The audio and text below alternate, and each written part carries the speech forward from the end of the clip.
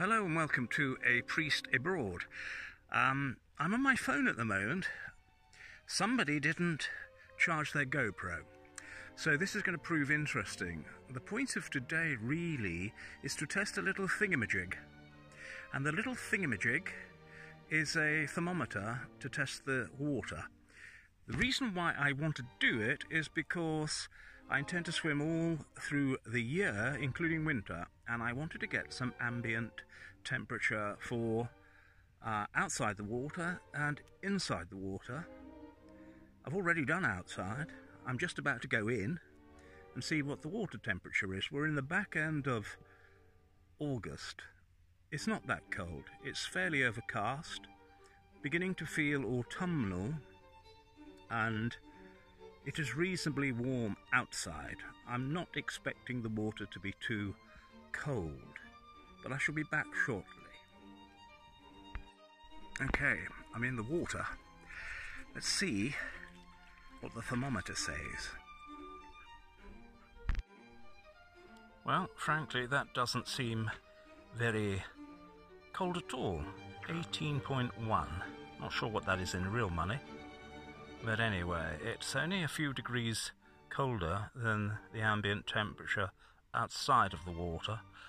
I have my probe dangling in the water as we speak, and this should give a reasonably accurate reading.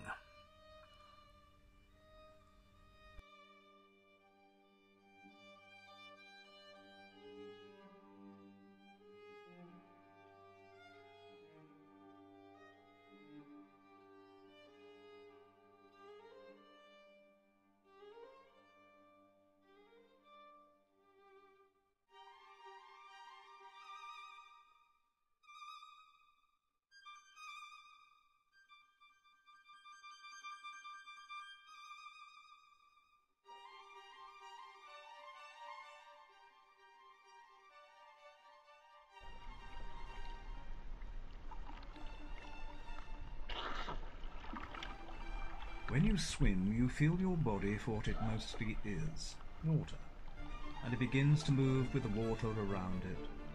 No wonder we feel such sympathy for beached whales. We are beached at birth ourselves. To swim is to experience how it was before you were born.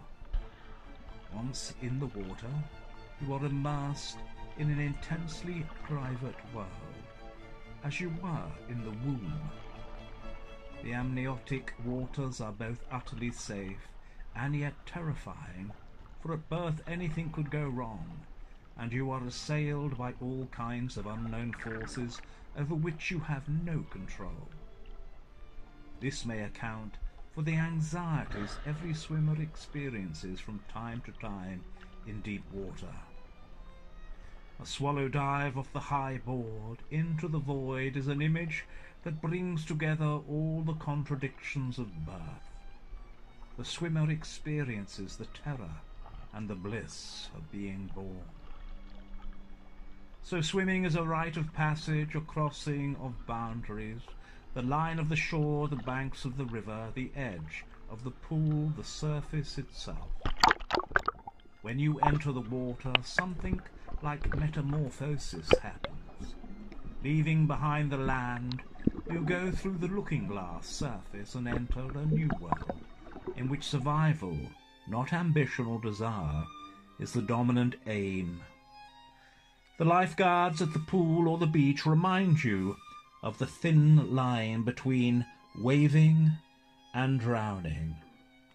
You see and experience things when you are swimming in a way that is completely different from any other. You are in nature, part and parcel of it, in a far more complete and intense way than on dry land, and your sense of the present is overwhelming.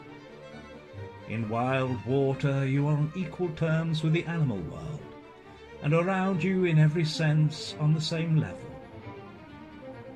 As a swimmer, I can go right up to a frog in the water, and it will show more curiosity than fear.